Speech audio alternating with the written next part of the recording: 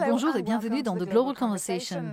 Nous accueillons Axel von Trotzenberg, directeur général des opérations de la Banque mondiale, de passage à Bruxelles pour parler du Covid-19 et d'un rapport de son institution selon lequel le changement climatique pourrait pousser plus de 200 millions de personnes à migrer d'ici à 2050. Axel von Trotzenberg, merci beaucoup d'être avec nous. Commençons par les nouvelles données sur le changement climatique et son impact en Europe. Cet été, des inondations ont touché la Belgique, des incendies catastrophiques ont frappé la Grèce. Le bilan humain et matériel a été considérable. Comment l'Europe peut-elle mieux prévenir ces catastrophes ? Eh bien, l'Europe peut faire plus, mais en fait, c'est le monde entier qui doit faire plus. Ce que nous essayons de montrer dans nos rapports, c'est qu'il s'agit d'une responsabilité mondiale, d'un défi mondial, et qu'il faudra des solutions mondiales. Quand on regarde, par exemple, les émissions provenant des centrales au charbon, il s'agit essentiellement d'un problème asiatique. Nous devrons donc coordonner les activités en Europe, mais aussi ailleurs en Asie et dans les Amériques. Quand vous parlez d'un défi mondial, on pense évidemment à la COP26. Comment la Banque mondiale va-t-elle aider les pays pauvres à agir pour le climat ? Et à l'approche de cette conférence à Glasgow, la pression est forte sur votre institution pour qu'elle s'implique dans le financement. Nous convenons que chacun doit faire sa part, et d'ailleurs nous nous sommes beaucoup impliqués. Nous avons amplifié de manière systématique nos activités liées à la protection du climat. Pour vous donner une idée, notre financement dans ce domaine a augmenté d'environ 50% au cours des 2 dernières années pour passer de 14 à 21 milliards de dollars. Et comment vous assurez-vous que ce financement ou la reprise économique, pourrait-on dire, respecte l'environnement ? C'est une question au cœur des activités de la Banque mondiale. Je veux bien sûr parler de la durabilité et du développement à long terme. Et cela signifie que dans nos programmes, nous envisageons toujours le long terme. C'est d'ailleurs ainsi que la Banque mondiale a été créée il y a 75 ans, en envisageant le développement à long terme. J'ai lu ce matin que dans un rapport, Oxfam estime que cette transition ne devrait pas uniquement concerner la réduction des émissions, mais qu'il faut aussi aider les pays à devenir plus résilients et à s'adapter, je cite, aux effets dangereux du changement climatique. Nous sommes sur la même ligne, car nous devons nous pencher sur la résilience et l'inclusion. Ce que nous constatons, c'est que le changement climatique peut précipiter à nouveau des millions et des millions de personnes dans l'extrême pauvreté, en particulier en Afrique, et que ces systèmes ne sont pas prêts à y faire face.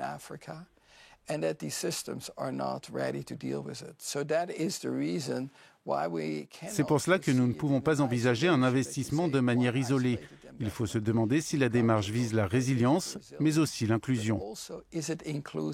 Dans ce même rapport, Oxfam indique que les pays pauvres devraient être privés de 79 milliards de dollars de financement sur 6 ans dans la lutte contre le changement climatique. C'est inquiétant.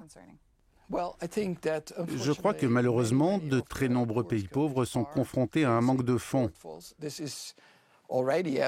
C'est déjà flagrant aujourd'hui avec la crise du Covid-19 et à cette crise s'ajoute une crise climatique. Il y a aussi des crises locales comme les invasions de criquets pèlerins. C'est aussi pour cela que la Banque mondiale a considérablement amplifié son soutien, en particulier à l'Afrique. Notre soutien à l'Afrique a ainsi atteint l'an dernier environ 30 milliards de dollars, dont 10 milliards de dollars de dons, et il faut faire plus. Donc il faut faire plus. Nous n'avons pas encore parlé du Covid-19. Plus d'1 milliard de doses ont été administrées dans le monde, mais moins de 0,2% des vaccins ont été livrés aux pays à bas revenus. À votre avis, qui est responsable de cet immense déséquilibre ? C'est une grande préoccupation pour nous. Nous nous sommes exprimés à ce sujet. Malheureusement, les pays les plus pauvres, et en particulier l'Afrique, ont été laissés de côté. Moins de 2% de sa population est totalement vaccinée.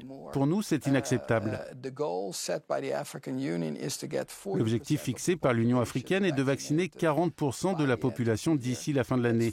Concentrons-nous sur cet objectif. L'un des problèmes est l'accès aux vaccins. C'est ce que je voulais vous demander. Avez-vous été déçu par le discours sur l'état de l'Union de la présidente de la Commission européenne la semaine dernière quand elle a déclaré que l'Union promettait 200 millions de vaccins supplémentaires supplémentaires à l'initiative COVAX pour les pays pauvres?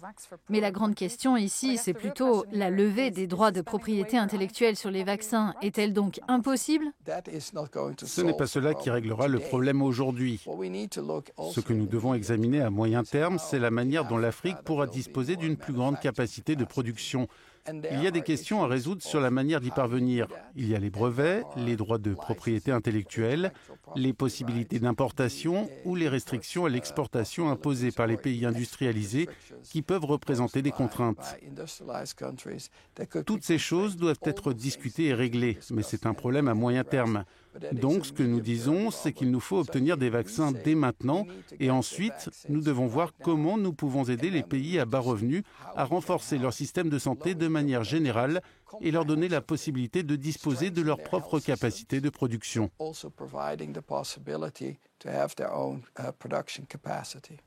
Vous dites qu'il s'agit d'un problème mondial qui nécessite une réponse mondiale, mais les pays riches, y compris l'Union européenne, bloquent une proposition de l'OMC qui permettrait de passer outre les monopoles détenus par les groupes pharmaceutiques. Or, ce serait utile pour augmenter la production, donner accès à ces vaccins qui sauvent des vies et garantir l'approvisionnement des pays pauvres. Pensez-vous que les gouvernements fassent passer les profits avant les hommes? Non, chaque pays a ses propres intérêts. Je crois qu'à l'heure actuelle, nous pouvons discuter de tellement de sujets sur les vaccins que nous pourrions potentiellement perdre de vue ce qui importe aujourd'hui, à savoir l'accès à ces vaccins. Aujourd'hui, il y a des vaccins et des doses disponibles qui ne sont pas envoyées aux pays les plus pauvres.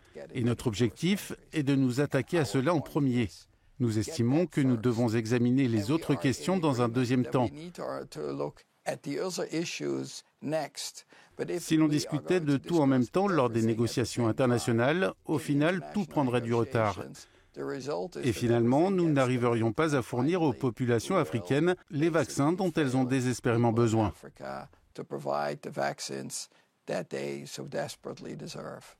Avant de finir, j'aimerais évoquer la crise économique au Liban, dont on parle peu. Nous suivons la situation avec attention sur Euronews.